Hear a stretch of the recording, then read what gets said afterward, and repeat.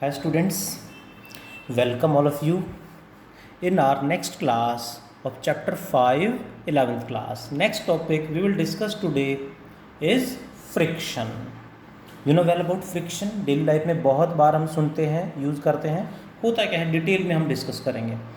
Friction is the electromagnetic force. What is friction?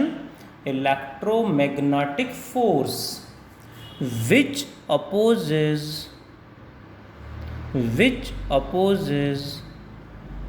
relative motion. ध्यान देंगे अक्सर हम बोलते हैं जो मोशन को अपोज करे. No, that is wrong. Which opposes relative motion. ये मोशन को अपोज नहीं करता, रिलेटिव मोशन को अपोज करता है. कौन सा फोर्स है? Electromagnetic force. क्या करता है? ध्यान देंगे प्लीज. रिलेटिव मोशन को अपोज करता है, मोशन को अपोज नहीं करता. किसको अपोज करता है? रिलेटिव मोशन को अपोज करता है, मोशन को अपोज नहीं करता. Additional point, friction in liquids. Additional point है friction in liquids. What it is? Friction in liquids is known as viscous force. Friction in liquids को क्या बोलेंगे? Viscous force. We will discuss this one in chapter 10 in detail. इसे हम chapter 10 में detail में discuss करेंगे. Chapter का नाम वहाँ पे आएगा, विस्कस फोर्स वहाँ पे हम पढ़ेंगे. Friction in liquids is known as viscous force. So हमें मेनली डिटेल में फ्रिक्शन को यहाँ पे पढ़ना है, विस्कस फोर्स को नहीं. वो चैप्टर 10 में पढ़ेंगे. Next is types of friction. Types of friction अच्छा टॉपिक है, समझ में आएगा तो बहुत इंटरेस्टिंग भी है, बार बार यूज़ भी होगा, आगे तक चलेगा, कहीं भी यूज़ हो सकता है. First one is static friction. First one is static friction. What about another one? Second one is limiting friction. Limiting friction. And third one is तीनों को एक एक करके एक्सप्लेन करेंगे डिटेल में. Third one is kinetic friction. Kinetic और dynamic friction भी कह देते हैं. काइनेटिक और डायनामिक फ्रिक्शन तीनों क्या हैं, एक एक करके डिस्कस करते हैं. Let there is an object block placed on a rough surface like this, mass m, when it is pulled by applying some force capital F. हमने एक फोर्स अप्लाई कर दिया कैपिटल एफ और इसे पुल कर दिया. ऐसे इधर पुल कर रहे हैं इसे एफ फोर्स के साथ. What happened? हमने देखा हमने फोर्स तो लगा दिया बट ये आगे मूव नहीं कर रहा है. कौन रोक रहा है इसे इधर जाने से?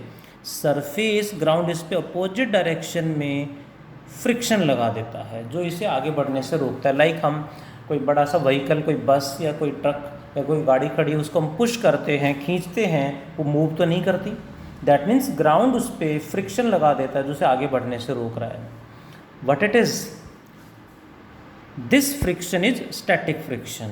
मीन्स हमने फोर्स अप्लाई किया and the body doesn't move, then friction जो भी एग्जिस्ट करेगा वो स्टैटिक होगा, ये इसको रोक के रखता है. So what is static friction? If a body doesn't move, if a body doesn't move means remain static. Static का मतलब होता है rest. If a body doesn't move after applying force,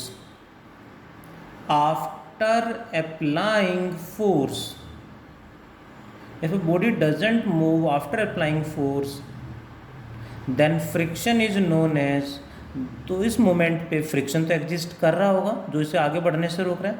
that friction is known as, उस friction को कहेंगे static friction. Then friction is known as static friction. Got it? यानी force apply करने के बाद भी बॉडी मूव नहीं कर रही है, यानी बॉडी स्टैटिक है. Static means rest, stationary. Additional point है, additional point is static friction. Static friction is a self adjusting force. इसका मतलब समझते हैं, static friction is a self adjusting force. What does it mean?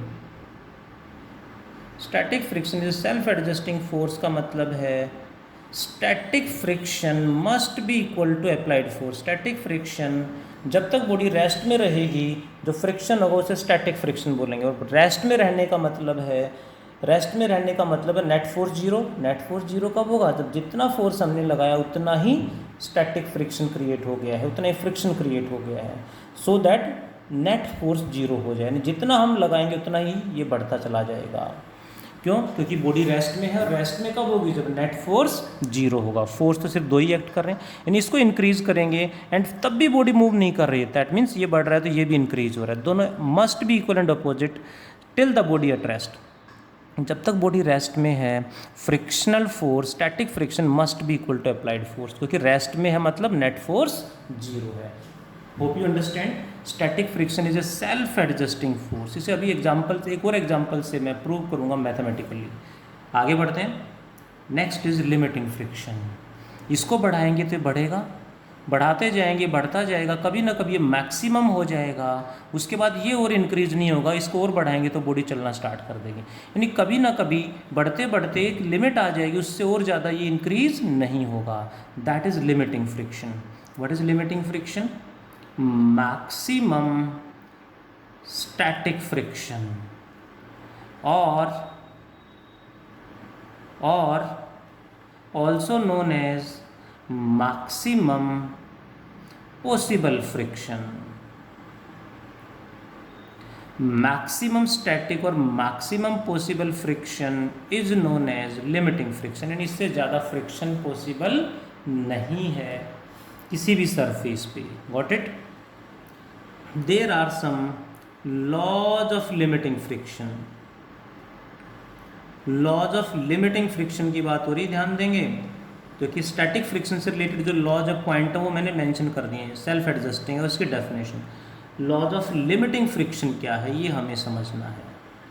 इन पे based question exam में आता है, अक्सर टीचर डाल देता है, state and explain laws of friction, laws of limiting friction क्या होते हैं। First point is frictional force को मैं हर जगह स्मॉल एफ से रिप्रेजेंट करूंगा एंड अप्लाइड फोर्स को कैपिटल एफ से। Frictional force is directly proportional to normal reaction. R से हमने इसी चैप्टर में पहले पढ़ा था, न्यूटन्स थर्ड लॉ में action and reaction are equal and opposite, वहाँ पे रिएक्शन को आर से रिप्रेजेंट किया था। आर क्या है? Normal reaction. Got it? This is so frictional force is directly proportional to normal reaction. Proportionality symbol हटा के इक्वल साइन लगाएंगे तो कांस्टेंट लेना पड़ेगा। Proportionality constant is this one. ये है प्रोपोर्शनैलिटी कांस्टेंट, म्यू बोलते हैं इसे। So limiting friction, limiting friction का formula, limiting friction means maximum possible और मैक्सिमम स्टैटिक फ्रिक्शन का फॉर्मूला हमारे पास आ गया, म्यू इंटू रिएक्शन, वेयर ये जो कांस्टेंट है mu is equals to what? F by R. Mu किसके इक्वल होगा? एफ बाई लिमिटिंग फ्रिक्शन आ गया, अब एफ बाई आर बोलेंगे क्या इसको? This mu is known as coefficient of friction. Coefficient of friction इसे कहा जाएगा। Got it? इस सिंबल का नाम है, ध्यान देंगे, सिंबल का नाम है म्यू। जो ये सिंबल है इसे बोलते हैं एम यू, म्यू बोलते हैं इसको। Got it? Coefficient of friction इसे बोलेंगे। Next point, this mu additional point है, एडिशनल पॉइंट है म्यू यानी coefficient of friction depends on F और R. Mu coefficient of friction F पे डिपेंड करेगा, आर पे डिपेंड करेगा? No no no, not right answers you are sending. ध्यान से देखें ज़रा, थोड़ा सा लॉजिक लगाएं, कॉन्सेप्ट लगाएं, तुक्का ना मारें, जुगाड़ नहीं, कॉन्सेप्ट सही होना चाहिए एक्सप्लेनेशन के साथ। म्यू दोनों पे मतलब फ्रिक्शन एंड नॉर्मल रिएक्शन पे डिपेंड नहीं करेगा। ऐसा क्यों? दोनों पे डिपेंड क्यों नहीं करेगा, देखते हैं ज़रा। बिकॉज ध्यान देंगे ये दोनों डायरेक्टली प्रोपोर्शनल हैं और इन दोनों का कांस्टेंट ये है। डायरेक्टली का मतलब जितना ये बढ़ेगा उतना ये बढ़ेगा, इसको डबल करेंगे तो ये भी डबल हो जाएगा, मीन्स ये डबल तो ये भी डबल, रेशो सेम आ गई। ये हाफ तो ये भी हाफ, दोनों की रेशो सेम, यानी जितना इसमें चेंज आएगा उतना ही चेंज इसमें आएगा, रेशो तो सेम हो गई ना। सो हम अब आगे ध्यान रखेंगे हर चैप्टर में कहीं ना कहीं आगे भी आएगा जिनका कांस्टेंट है, जिन क्वांटिटीज़ के लिए वो प्रोपोर्शनैलिटी कांस्टेंट उन पे डिपेंड नहीं करेगा। आगे हर फॉर्मूले में हमें ध्यान रखना है, मैं आगे भी पूछूंगा ये चीज़ें। सो म्यू दोनों पे डिपेंड नहीं करेगा, तो डिपेंड किस पे करेगा? म्यू दोनों पे डिपेंड नहीं करेगा। नाउ डिपेंड किस पे करेगा? Mu depends on nature of surface. Mu depends on nature of surface means depends on nature of surface का मतलब स्मूथनेस और रफनेस ऑफ सरफेस। स्मूथनेस और रफनेस ऑफ सरफेस पे डिपेंड करेगा। Got it? यानी स्मूथ है तो फ्रिक्शन कम हो, म्यू कम होगा, रफ है तो म्यू बढ़ जाएगा, फ्रिक्शन बढ़ जाएगा। So mu depends on nature of surface, इन दोनों पे डिपेंड नहीं करेगा। ये फर्स्ट पॉइंट है लॉज ऑफ लिमिटिंग फ्रिक्शन में। Second point is laws of limiting friction हम पढ़ रहे हैं। Second point is friction obey, friction को मैं हर जगह स्मॉल एफ से रिप्रेजेंट कर रहा हूँ। Friction obey Newton's which law? Friction obey Newton's third law of motion. Friction obey Newton's third law of motion, मतलब action and reaction are equal and opposite. Got it? Friction obey Newton's third law of motion कैसे? एक आगे example आएगा, example में मैं discuss करूंगा next topic में। Third point, friction is independent of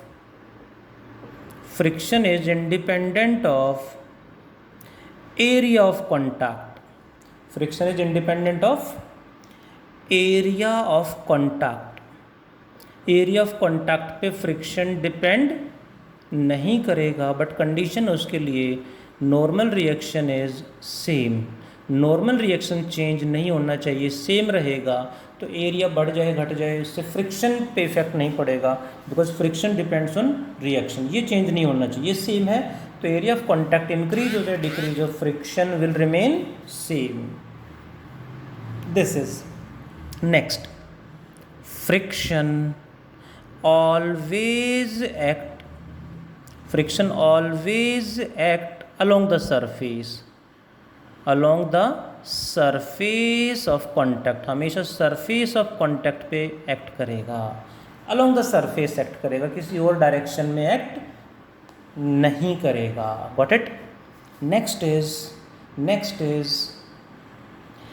kinetic और डायनामिक फ्रिक्शन। स्टैटिक मतलब रेस्ट, इसकी maximum value is maximum static friction is limiting friction. ये लिमिट आ गई, इसको बढ़ाते जाएंगे ये भी बढ़ता जाएगा, एट ए सर्टेन मोमेंट ये मैक्सिमम हो जाएगा, उसके बाद इसे और ज़्यादा बढ़ा दे तो बॉडी चलना स्टार्ट कर देगी, मोशन में आ जाएगी। काइनेटिक और डायनामिक मीन्स मोशन, यानी हमने फोर्स लगाया एंड बॉडी ने चलना स्टार्ट कर दिया।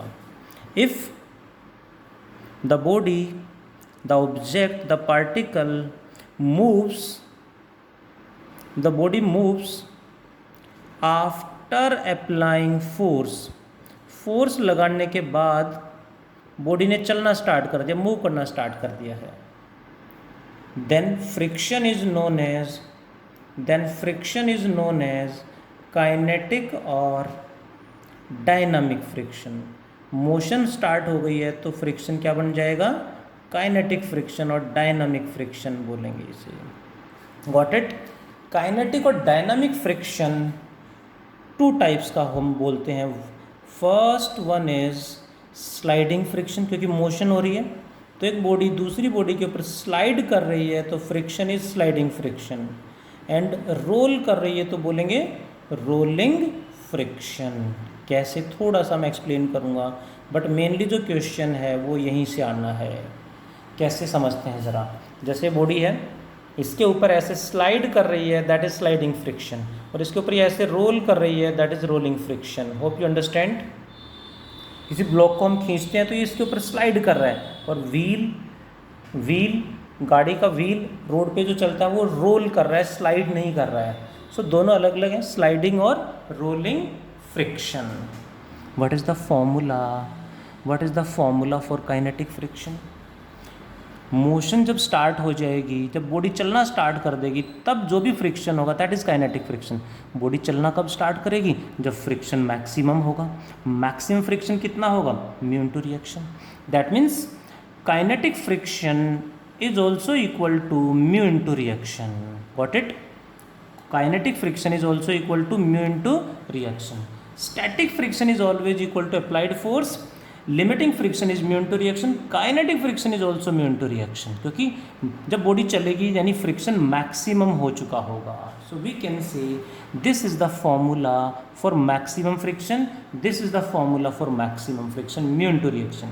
कहीं भी मैक्सिमम फ्रिक्शन निकालना है तो ये फॉर्मूला है। यानी जैसे क्वेश्चन हमसे पूछा जाएगा, सबसे पहले चेक करेंगे कि बॉडी रेस्ट में रहेगी, स्टैटिक होगी या मोशन में आएगी। उसके अकॉर्डिंग हमें रिप्लाई करना पड़ेगा कि आंसर क्या होगा। जैसे कि एग्जांपल से समझते हैं। Let there is a body, there is a block of mass 2 kg placed on a rough surface where coefficient of friction is 0.1. Take the value of g as 10 metre पर second square. ध्यान देंगे, when a force of 1.5 newton, applied force है capital F, when a force of 1.5 newton is applied on the block as shown in figure, इसको pull कर रहे हैं इसके साथ, then friction opposite direction act करेगा। Question is find the frictional force acting on the block by the ground surface. इस पर कितना फ्रिक्शन लगा देगा, ये फ्रिक्शन हमें निकालना है। करें सॉल्व। नो, कुछ बच्चों ने आंसर भेजना बहुत बढ़िया, 1-2 बच्चे ने बिल्कुल सही आंसर दिया है, बट कुछ बच्चों का आंसर सही नहीं है। प्लीज़ ध्यान से समझें, जो पूरा मैंने समझाया है ये अभी तक, उसका कंक्लूजन यहाँ निकलेगा। इस एग्जांपल से मैं इस पूरे को रिपीट करूँगा, ध्यान से समझना, बहुत ज़्यादा इंपॉर्टेंट है। पूरा फ्रिक्शन यहाँ से समझ में आएगा, इसके टाइप्स अच्छे से यहाँ से क्लियर हो जाएंगे, एग्जाम्पल समझ में आ गया तो। जैसे कुछ बच्चों ने क्या किया, फ्रिक्शन निकाल दिया, कैसे? Mu into reaction. फ्रिक्शन निकाल दिया म्यू इनटू रिएक्शन। ये फ्रिक्शन का फॉर्मूला नहीं है, ये मैक्सिमम फ्रिक्शन का फॉर्मूला है। सो पहले कैलकुलेट करेंगे mu into reaction. Mu into reaction किसके इक्वल होगा? रिएक्शन हमेशा एक्शन के इक्वल होगा। इसका वेट mg यानी 2g, रिएक्शन इधर हो जाएगा। म्यू इंटू आर की वैल्यू आ जाएगी 2g। सो मैक्सिमम फ्रिक्शन आ गया, mu is 0.1 into 2 into g is 10। Point हटा दें तो नीचे 10 से 10 कट जाएगा, 2 न्यूटन आ गया। ध्यान दें please, is that answer? No, this is maximum friction. ये मैक्सिमम फ्रिक्शन है। क्या इतना फोर्स एक्ट करेगा? Obviously no. ये तो जस्ट हमने मैक्सिमम फ्रिक्शन कैलकुलेट किया है। मैक्सिमम फ्रिक्शन इतना आ गया। Now we will check whether the body will move और स्टैटिक, बॉडी रेस्ट में रहेगी या मूव करेगी, उसके अकॉर्डिंग हमें आंसर देना है। हमने देखा applied force 1.5 newton maximum friction से, मैक्सिमम पॉसिबल फ्रिक्शन से कम है। So in that case body will move और नॉट। मैक्सिमम फ्रिक्शन 2 न्यूटन है, जबकि हमने फोर्स अप्लाई किया 1.5 न्यूटन, इसका मतलब बॉडी मूव नहीं करेगी, body remains static, body remains at rest. As body remains static, ऐसा क्यों? समझ में आया होगा शायद। बॉडी रिमेन्स स्टैटिक यानी रेस्ट में रहेगी, और बॉडी रेस्ट में रहेगी देन फ्रिक्शन कौन सा होगा? Static friction. And static friction is a self adjusting force, यानी ये अपने आप को अप्लाइड फोर्स के इक्वल एडजस्ट कर लेगा। So the answer is frictional force is equals to applied force 1.5 newton. मैं और इस पे टाइम स्पेंड करूँगा, ध्यान से समझेंगे, अच्छा टॉपिक है। यहाँ से हमें पूरा फ्रिक्शन समझ में आ जाएगा, पूरा फ्रिक्शन यहाँ से समझ में आएगा। कैसे समझते हैं ज़रा। When we have applied this force, friction आ गया 2 न्यूटन। कुछ बच्चों ने आंसर ये भेजा था, that is wrong, this is wrong answer. Why? Because कोई बड़ा सा ऑब्जेक्ट, कोई बड़ा सा ट्रक कहीं खड़ा है और हमने उसे हल्का सा ऐसे पुल कर दिया, तो क्या उस पर इधर फोर्स हमने कम लगाया तो फ्रिक्शन तो बहुत ज़्यादा एक्ट कर जाएगा, बहुत ज़्यादा होगा तो क्या इधर फोर्स ज़्यादा हो गया और इधर कम, तो क्या बॉडी इधर चलना स्टार्ट कर देगी? ऑब्वियसली नो, बॉडी फ्रिक्शन की वजह से इधर थोड़ी ना भागना स्टार्ट कर देगी। दैट मीन्स बॉडी मूव नहीं करेगी। लाइक एक बड़े से कोई भी ट्रक कहीं खड़ा है रोड पे, हमने उसे हल्का सा ऐसे पुश कर दिया, तो क्या वो इधर ऑपोजिट चलना स्टार्ट कर देगा? क्योंकि ये ज़्यादा होगा, वो कम होगा। क्या इधर चलना, हम खींचेंगे इधर थोड़ा सा और छोड़ इधर खींचेंगे तो क्या इधर चलना स्टार्ट कर देगा? Obviously answer is no. What happened? The body will not move. Body move नहीं करेगी मतलब net force zero. Net force zero कब होगा? जब जितना हमने अप्लाई किया उतना ही फ्रिक्शन एक्ट करेगा, जितना हमने अप्लाई किया उतना ही फ्रिक्शन एक्ट कर जाएगा। सो बॉडी, सबसे पहले क्वेश्चन आए तो हम चेक करेंगे कि मैक्सिमम फ्रिक्शन कितना है। इस फॉर्मूले से मैक्सिमम फ्रिक्शन आ गया 2 न्यूटन। हमने देखा अप्लाइड फोर्स मैक्सिमम फ्रिक्शन से कम है, that means body doesn't move, body remains static, and static friction is self adjusting. So frictional force is equals to applied force 1.5 newton. अब मैं फिर रिपीट करूँगा इन तीनों को, देखें ज़रा। 1.5 न्यूटन, फ्रिक्शन इज 1.5, इसको बढ़ा के 1.6, 1.6, 1.7, 1.7, 1.8, 1.8, 1.9, 1.9, 2 Newton, 2 Newton, 2.1, 2 Newton, 2.2, 2 Newton. Because maximum friction एक बार अटेन हो गया 2 न्यूटन, ये 2, ये भी 2, 1.5, 1.5, 1.8, 1.8, 2 न्यूटन, 2 न्यूटन, 2.1, 2 न्यूटन। यानी ये बढ़ाते जाएंगे, बढ़ता जाएगा। बट जब ये मैक्सिमम हो जाएगा तो उसके बाद ये इंक्रीज नहीं होगा, इसको जितना मर्जी इंक्रीज कर लो, क्योंकि तो हमें बढ़ाना है, हमें अप्लाई करना है, अप्लाइड फोर्स है, इसको जितना मर्जी इंक्रीज कर लो, ये इससे ज़्यादा इंक्रीज नहीं होगा। सो ये बढ़ाते जाएंगे, ये बढ़ता जाएगा जब तक रेस्ट में है, सेल्फ एडजस्टिंग है। उसके बाद ये और ये मैक्सिमम हो जाएगा, दोनों इक्वल होंगे, वो हो गया लिमिटिंग फ्रिक्शन। उससे हमें इसको और ज़्यादा बढ़ाया तो ये फिक्स और ज़्यादा इंक्रीज़ नहीं होगा, ये इंक्रीज़ करते ही बॉडी चलना स्टार्ट कर देगी, यानी काइनेटिक फ्रिक्शन आ जाएगा। Hope you understand. 1.5, 1.5, 1.9, 1.9 स्टैटिक है, 2 न्यूटन, 2 न्यूटन, ये आ गया लिमिटिंग फ्रिक्शन। 2.1, 2 न्यूटन, 2.2, 2 न्यूटन, ये आ गया काइनेटिक फ्रिक्शन। क्योंकि ये ज़्यादा हो गया, ये मैक्सिमम हो गया, इससे ज़्यादा अप्लाइड है तो बॉडी चलना स्टार्ट कर देगी। Hope all of you got the concept of friction. Types of friction में स्टैटिक फ्रिक्शन के लॉज क्या हैं, लिमिटिंग फ्रिक्शन के लॉज क्या हैं, काइनेटिक फ्रिक्शन का फॉर्मूला क्या है, आपके सामने है सारा प्रूफ। फ्रिक्शन से रिलेटेड अभी एक क्लास और लगेगी, तभी पूरा टॉपिक अच्छे से क्लियर होगा। आज इतना ही पढ़ते हैं। Thank you all, take care.